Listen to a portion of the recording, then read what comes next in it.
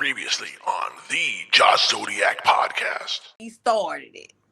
And then Monday on Raw, he had this little weird look behind his head. Like, yeah, I know exactly who did it. Even if it's not him, I feel like Logan knows exactly who did it. I've went back and rewatched that segment a couple of times now, and I don't think it was actually Seth, because with the hoodie on, you would have seen the man bun poking out in the back. It was very round. It was very flat. Mm-hmm. My first initial thing was it's Adam Pearce. I mean, who better to screw over the Vision than Adam Pearce? But then again, Adam Pearce is a much taller person.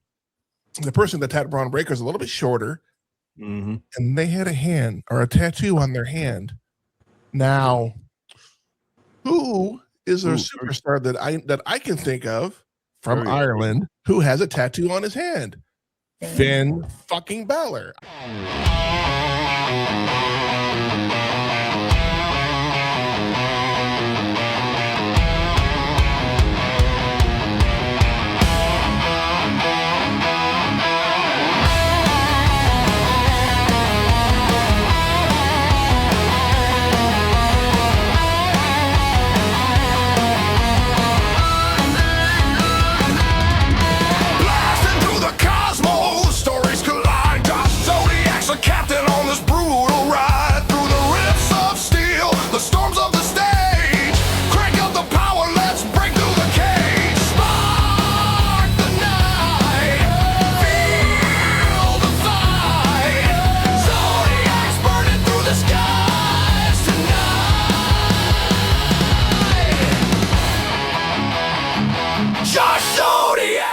Hello, everyone, and welcome to a new episode of the Josh Zodiac podcast, the podcast that has no real agenda and no real script, as far as you know. Normally, I have a witty, the podcast that follows this and that. However, all I'm going to say is bye, Felicia. We are going to talk about the news about Raw, SmackDown, and we're even going to talk about a greatest factions list that I found on Facebook not too long ago. But before we get into all that, let me introduce the co-host, of course, to my right, maybe to your left, depending on how you're watching this. Is the creator of the Charles Richardson Show. Yeah, I know, left and right, I know. Mr. Sir Charles. I'm going to be calling you Sir Charles. I don't know, just it fits. How are you, Sir Charles? I am doing fantastic, and just want to let you know, if you disagree with my opinion, fuck you. Damn. The opinions of Charles Richardson do not reflect those of the Zodiac. Or may actually reflect. Yeah. You don't know which one. Oh, you know what? I forgot something. Sir Charles. I forgot about that. Sorry. I apologize. That is in the contract. And of course, as always, the creator of the Repeat Movie Viewer and the Psycho Nerd podcast, none other than the Psycho Nerd. Oh no, it's the Holocaust. I didn't have a chance to get a new one, so we just refreshed a new one. Hey, you know what? Neil wants to be a hater. Let him be a hater. That's fine. Couple of hot button topics we're going to talk about today. The first thing we're going to talk about, we've been teasing for the past couple of weeks about AJ versus Becky at Elimination Chamber for the Intercontinental title. We kind of got that this past Monday on Raw when pretty much AJ baited Becky into a match at Chamber for the title in Chicago, which for those that don't know is where AJ and CM Punk happily live as a happy couple. My question here is this Becky versus AJ match a little too late? Should we have gotten it around WrestlePalooza, or is this the right time for this match? I will start with you, Charles. Neither. And the reason why I'm going to answer that question that way is because where has AJ been since Palooza? It's a fair point. Yep. AJ, you've not had a singles match, and that was clearly made in your promo for, you said, like 1 million days or something like that. And on top of that, you're just going to go right for a title just because you made her tap out. I mean, I get that point. And by the way, you're gold on the mic. You are fucking awesome on the mic. Yeah. You went ahead and you burned that redheaded bitch right down from the top to the nub. Seriously, for the balls that she had, they're gone. Now, is this time to go for a belt? No. We don't even know if you can handle a one-on-one match, Miss AJ. As much as I love you and I want to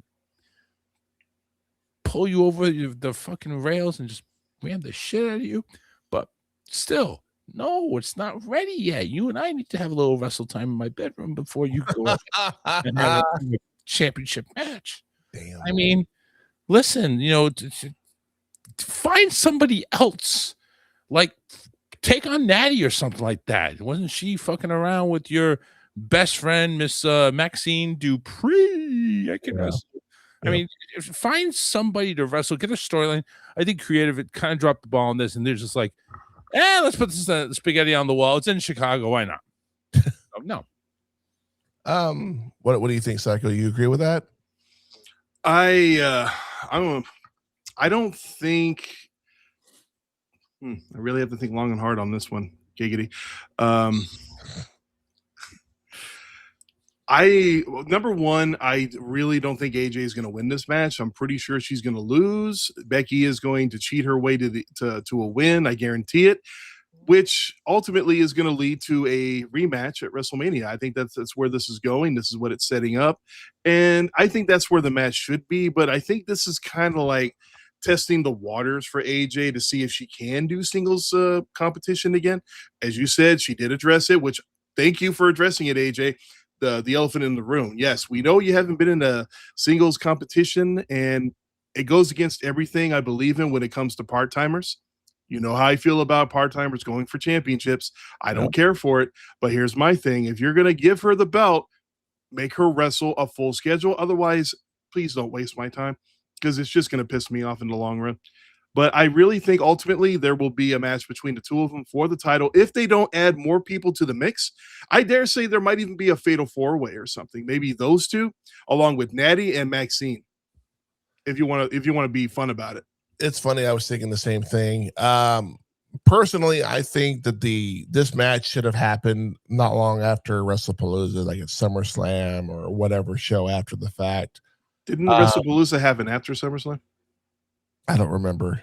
I think it did. I think it was like September or some shit. Yeah, it did. But either way, they could have done a Survivor Series. They could have done it, whatever. They could have done it. They've had months to do it. Yeah, and they did, and they sat on it. It's like, what was going on? What was AJ doing? Writing another comic book? What's really going on over there? And you want to talk about part-timers? Here's one that's supposed to be a full-time wrestler. When was the last time Jade Cargill defended her belt? And I know just recently, but before that, up until then, zero.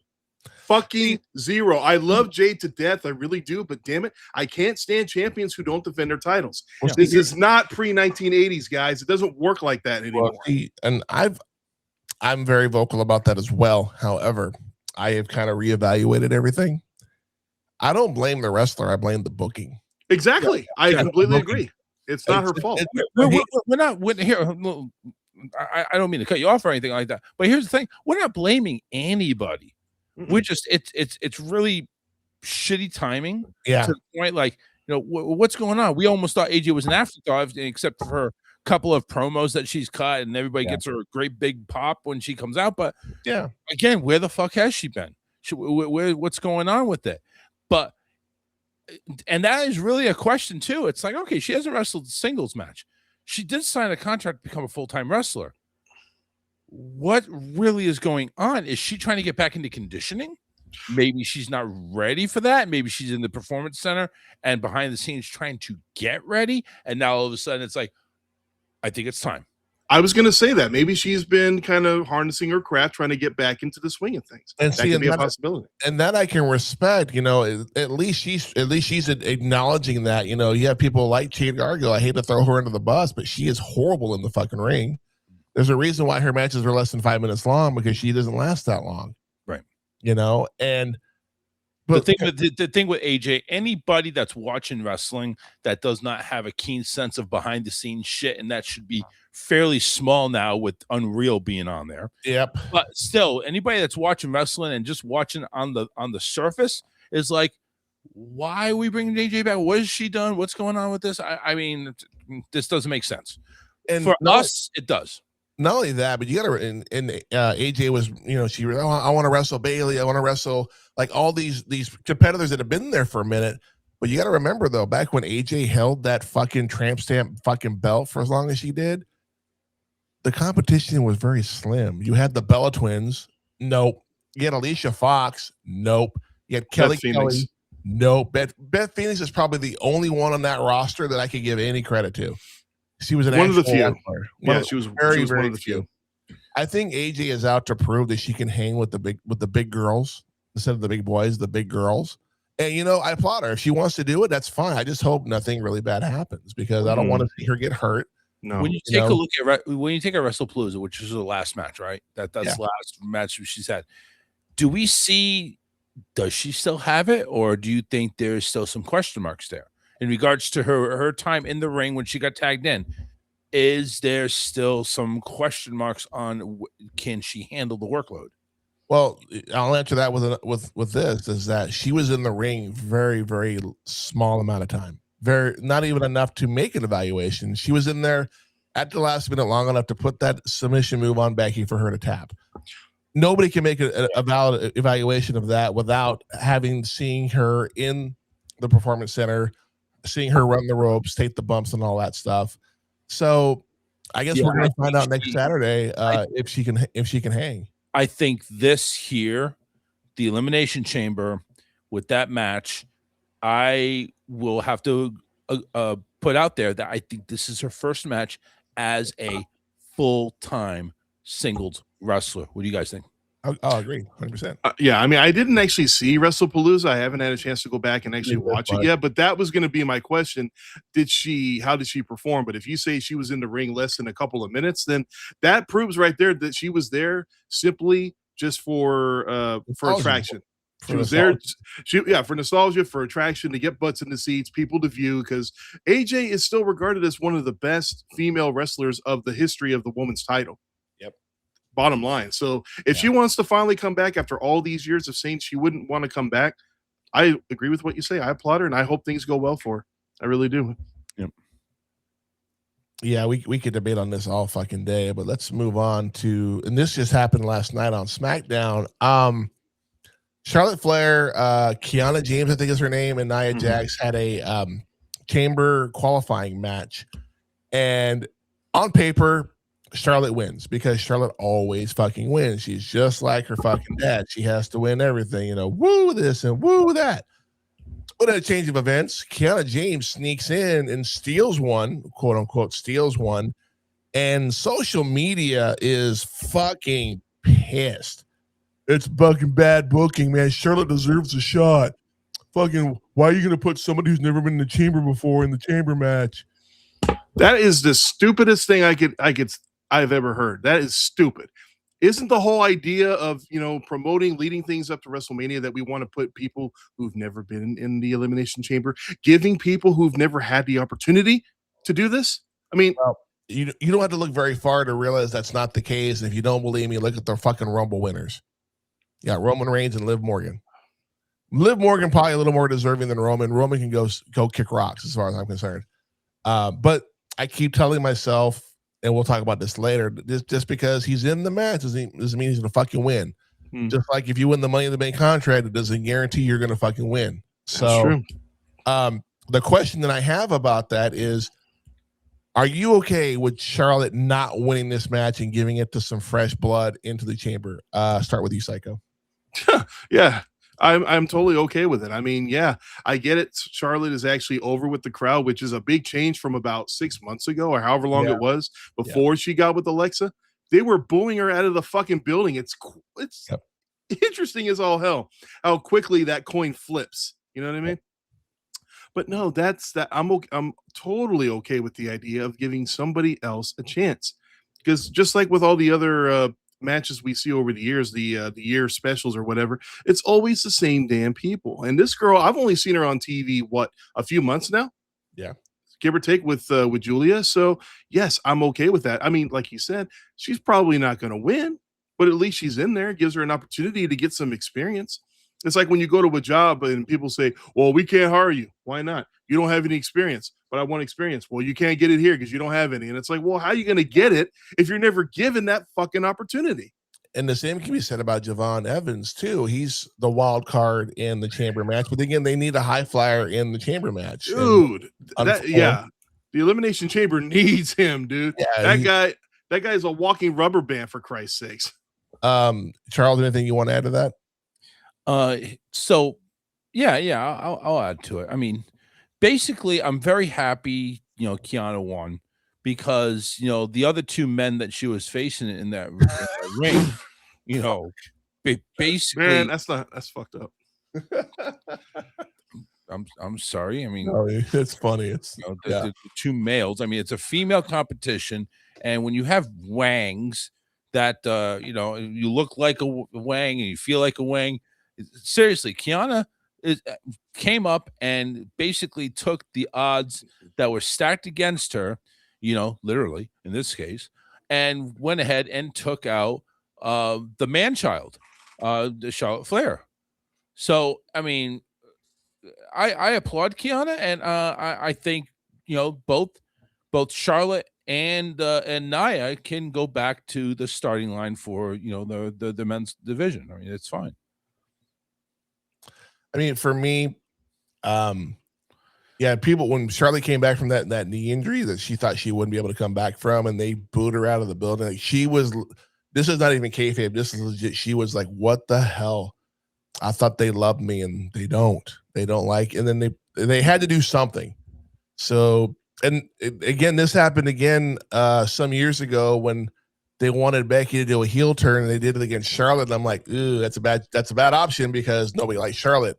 All it did is make Becky more of a face by attacking her. Like, well, so, but Charlotte's been really good about not getting a title run or at least a title shot, which is what they talked about a year ago when she came back, that she would get a push for the title. We didn't know it would be for the tag titles, which I'm okay with. But I do feel like Charlotte has had more than her fair share of time in the title hunt. If you don't believe me, go back to when her and Sasha Banks traded the fucking belts back and forth for like 6 months. There's a reason why Charlotte's had it for fucking 12, 13, 14 times. Because she just could not beat Charlotte. She couldn't beat Sasha Banks on a Raw, but yet she could beat her at a fucking PLE. Made no sense to me. So, and I'm okay with new blood, Kiana. Of course, Tiffany's in there, but she just came back from injury. Of course, they're going to throw her in that mix. So, but we'll talk more about that before we review the Elimination Chamber. Moving on, we have had even better pictures of the Masked Man who showed up on Raw this past Monday, and again holds off the Vision. Most of the picks that we had picked on, I had who I thought it was. I know Charles had his theories, and I know Psycho had his, and they've all been disproven because when the Masked Man came out, Austin Theory was like 2 feet away from him. So obviously he's not Austin Theory. But the most outspoken person from the IWC has been Grayson Waller for some reason. Now, I don't 100% agree with that, but I'm curious. Charles, I'll start with you. Do you think it's Grayson Waller? Coming to point that out, it's possible. I mean, Grayson and Shithead over there had a falling out. Yeah, they did. And the Australians, they're always known for fucking other people in the ass. So I mean, it is to what it is. I mean, Grayson's definitely a possibility now that's being brought into the attention. You don't see him anywhere. Well, that was the last time he showed up on TV. Yeah. But what is great? Here's the thing, though. Grayson's taken out the Vision entirely as this masked person, unless it's more than one masked person. See, I thought about that. Maybe it's like a Scream scenario where it's multiple people doing it.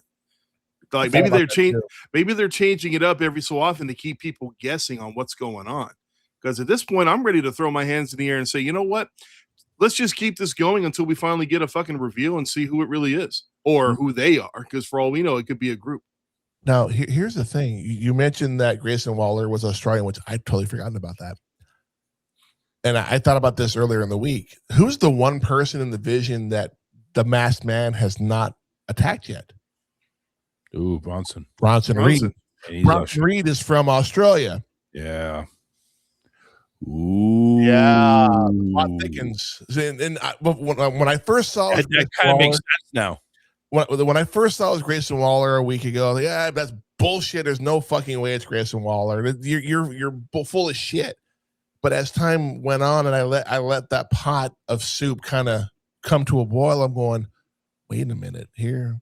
Grayson Waller's from Australia, Bronson Reed's from. It would make sense. And granted, I'm not in the creative room. Oh, I mean, I was when I watched Unreal and it showed that they don't know what the fuck they're doing half the time. But that's a whole different story. But it does make sense that if it is Grayson Waller, he's protecting a fellow Australian for some reason. And again, I kind of agree with that too. It's kind of like the El Burrito Platter guy. You know, we have 3 of them, or we have 2 of them now with 2 henchmen. Well, here's the other thing too, because you were mentioning that is Austin Theory the mole? Is Bronson Reed the mole? Oh, see, plot thickens. Yeah, it does actually. See, I hadn't thought about that either.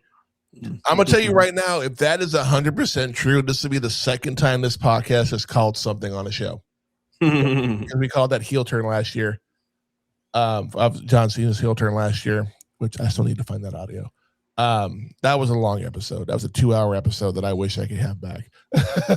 Oh, is that? Yeah, that's that one. That's the one. No, we don't. Yeah, no. We don't talk about that one. No. We don't.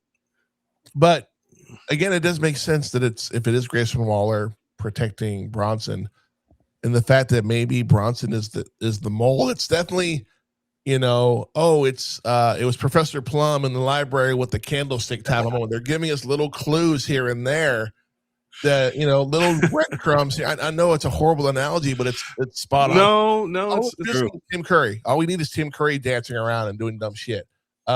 Yes. Yeah. For those that don't know, he was in the movie Clue. Awesome movie. Love that. Definitely should watch it. Moving on, we definitely have Finn Balor versus CM Punk at Elimination Chamber coming up next weekend. Now, leading up to this, Adam Pearce is yelling at Punk, "You're gonna ruin the main event of WrestleMania. You're gonna ruin the main event of WrestleMania." But he fucking books the match anyway. Now, my question here is that is Finn Balor going to win? Probably not. Nope. There's something that's going to happen to where Finn Balor isn't going to win this match. I have a theory on how that's going to play out. We'll come to that here in a moment. But my question here is, are they teasing a possible triple threat for that title at WrestleMania? Psycho, give us your fucking theory. That is exactly what I think they're doing. This is the only way they could find to get Finn Balor into the main event, because he's not letting this go. Clearly, that's where they're leading this to. So I guarantee when they fight at Chicago, with any luck, it's a really, really decent match. I got a feeling that Roman Reigns is going to come in, interfere, and then it's going to be like, you know what, motherfucker, you didn't have to interfere. You didn't have to throw your 2 cents in. Now, and of course, you're going to have Finn Balor pissed off because his opportunity got thrown away. Yep. You know what I mean? So what do you do in a situation where you have 2 people fighting for a title and somebody interferes? Triple threat time. Triple threat. Which means no disqualification, which means the main event at WrestleMania is going to be fucking awesome, in my opinion. If they go that route, I hope they do, because I want Finn Balor to win. I want him to win that title. I think it is so long overdue at this point. I agree. Charles, anything you want to add to that?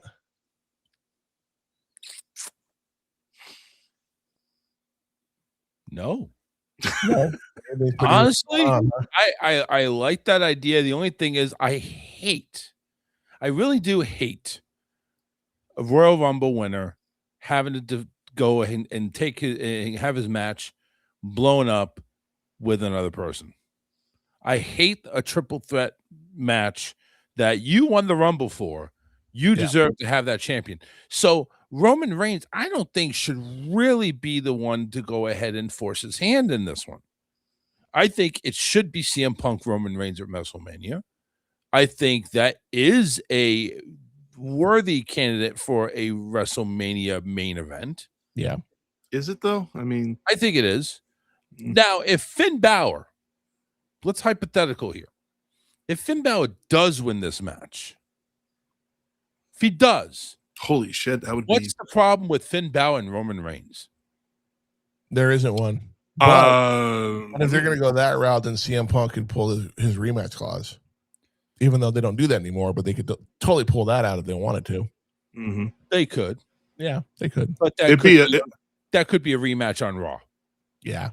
It'd be one hell of an upset if Finn actually did win. That would take the universe by complete surprise. No, but I guarantee you nobody would see that coming. No one's seeing it. Honestly, what does CM Punk really have to prove? He is in WWE, not AEW. Fuck AEW. Yeah. But he has in WWE been very humble. He's been very helpful. He has helped out talent. He is there as now a mentor and not a quote unquote top card talent, even though he is still. Yeah. But he's more of a mentor.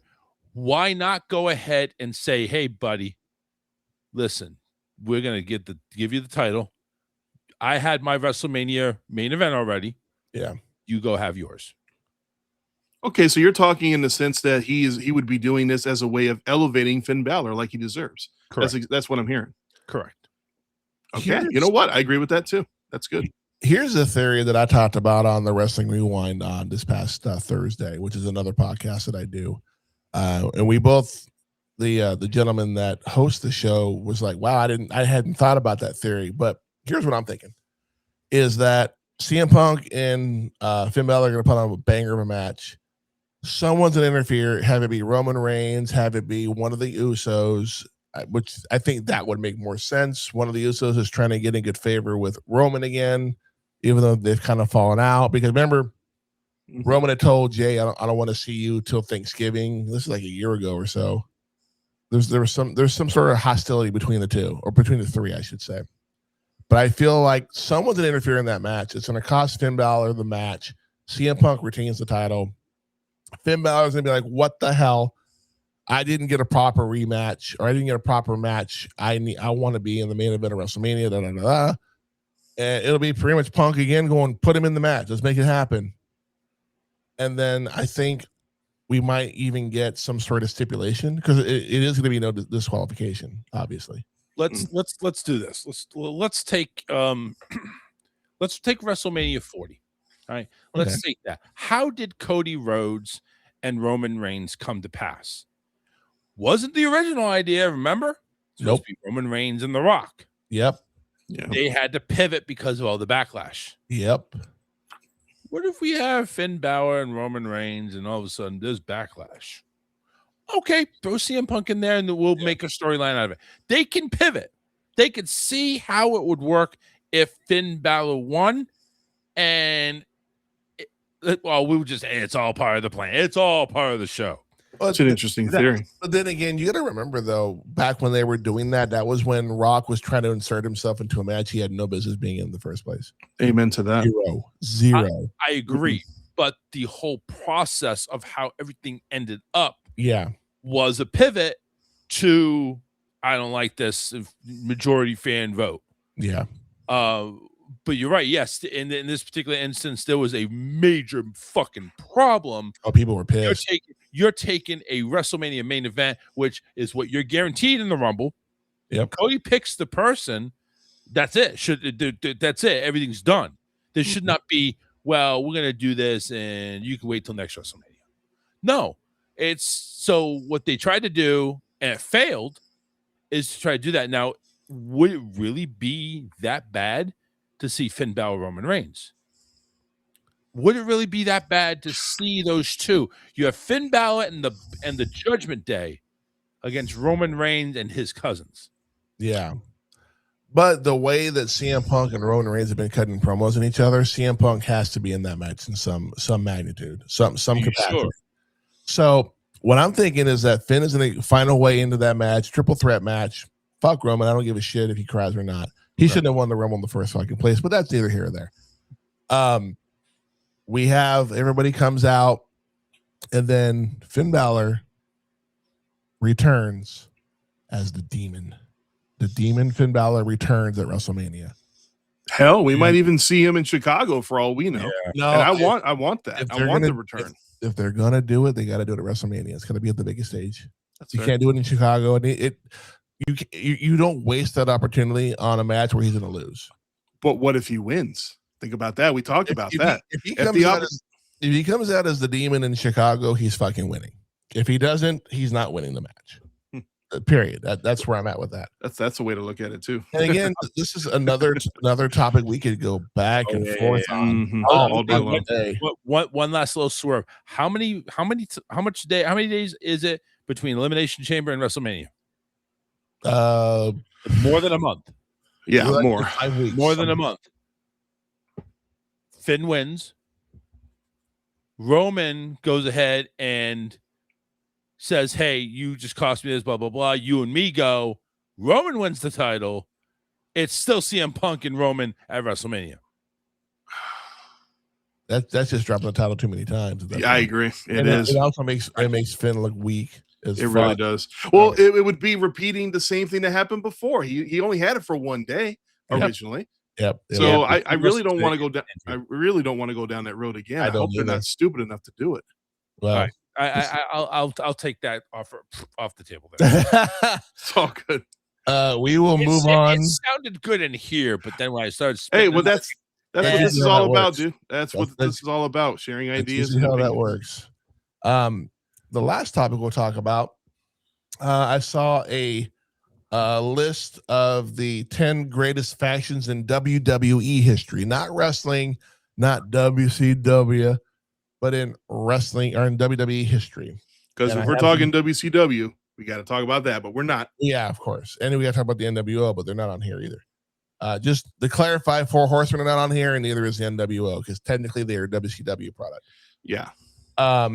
Now, number 10, again, I don't know why they're on here, but you have the Spirit Squad. What? Yeah. Oh, come on. Give me a break. I got a barf. Do you know how many of those guys actually became legit wrestlers? One. Dolph Ziggler. Technically two. There was another one, Dykstra, I think his name was. Yeah, or whatever. He He did try for a little while. It was a failed experiment, but yes, Dolph Ziggler was the only one who became an actual active wrestler and champion. Thank you very much. Yep. So no. Number 9, 3MB, the 3-man band. Where the fuck are you getting this list? Really? What the fuck, dude? Did you find this at the bottom of a dumpster? This is from a Facebook post from Wrestling Corner. They're one of the many wrestling wrestling pages that I follow. Yeah, they. As far as I'm concerned, they're 0 and 2 at this point. Yeah, never follow that group ever. Number 8 is the Judgment Day. Okay, all right. They've been around for years, so I think it's a little low, but that's fine. Number 7 is the New Day. Okay. Well, is that a faction more than a tag team? I think it's a tag team. I think that's a bot. It was a faction with Big E. Now it's just okay. Yeah. Okay, that's fair. Number 6 is the Hart Foundation. Again. Oh, okay. No, that's okay.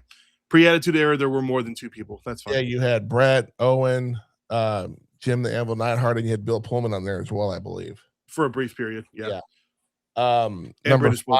Number 5, the Nation of Domination. Okay. All right. I can see that. Number 4, and I'm surprised this is not higher. This is a bunch of internet nerds that voted on this. The Bloodline. Yeah. I can't deny that one. Number 3. Again, I think this one's low too. Evolution. Okay. All right. Yeah. Number 2. I know what number 1's going to be. Number 2. D-Generation X. No, come on. This should have been number 1. What the fuck? Who's number 1 then? Do you want to know who number 1 is? No, he just asked that for the fuck of it. Sierra Hotel India Echo Lima Delta. The Shield is number 1.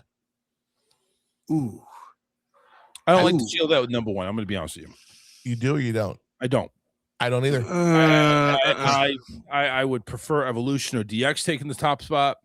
I think Shield was good for what they were, but when you go ahead and you take a leader of Evolution and you rip it apart, that doesn't deserve number 1 status.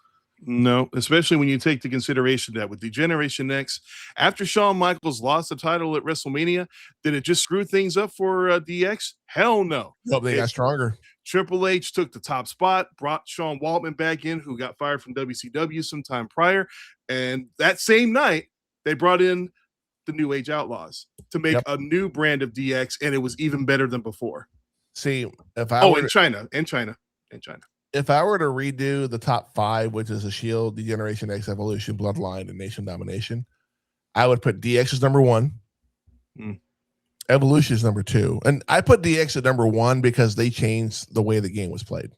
No pun intended for Triple H, but any faction that goes to a rival promotion, it invades them on their own turf. Well, at that time, it was necessary. It needed to be done. Yeah. Evolution didn't have that up. It did that chance. No, they didn't. But you had, the established star, you had the veteran, and then you had the 2 up and coming superstars in Batista and Randy Orton, which is funny because Randy Orton was not the first choice that Vince wanted. He wanted somebody else, to the point where they already filmed some of the vignettes about that. And they're like, no, we need to redo them because we're not. Triple H was like, no, it's Randy. Randy's the guy. And so basically what you're saying is Triple H has a massive dick and you like to have him slap it on your forehead. No, I'm just saying that's 1 and 2 right there. Well, you know what? Evolution was a great up until Triple H started fucking everybody over, which you expected that to happen over time anyway. That's what he does, man. He surrounds himself with people that are helping him to be the champion, but when they start developing a mind of their own, he fucking slaps them across the face after that. Look what happened with Randy. I would, and this pains me to say this, and it hurts me to my core. But number 3, I would. Oh, I cannot believe I'm going to say this. Don't fucking number say 3, it, dude. Bloodline. Motherfucker. Yeah, you knew it was coming. Yeah, but and that's what I have to give fucking credit where credit's due. They were a dominant faction. I just hate it. I hate it to the core. I would put Judgment Day at number 4. Just because of where they started versus where they are. They started with Edge and Rhea and Dominic and Ray, and then it just it evolved within itself. It's D-Generation X all over again. It was good, and then it became way better. It's kind of on the ropes right now, but that's a whole other argument. There's a lot of betrayal going on there. But would you agree with DX at number 1, either one of you, or do you think it'd be somebody else? DX number 1 all the way. Absolutely. What about Evolution as number 2? I'm okay with that too, because they were a great faction for what they were. And they spawned, like you said, you got Triple H, who was already established at the time. Ric Flair was a fucking legend. He was a living legend, quite literally. And then it spawned 2 new superstars that went on to become champions in their own right. So I will say, though, Shield did beat Evolution.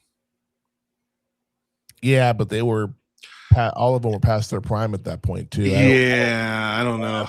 No, that's on the record books. But take that for what it is. I guess. That being said, if you could add, and again, WCW content is owned by WWE, so by that notion, WCW is WWE at this point.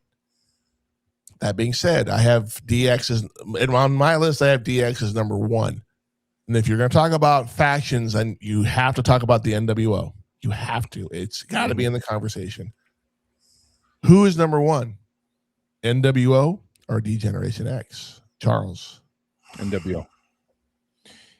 Because there was many different variations of NWO. Yep. and you only had one variation of DX. Yep.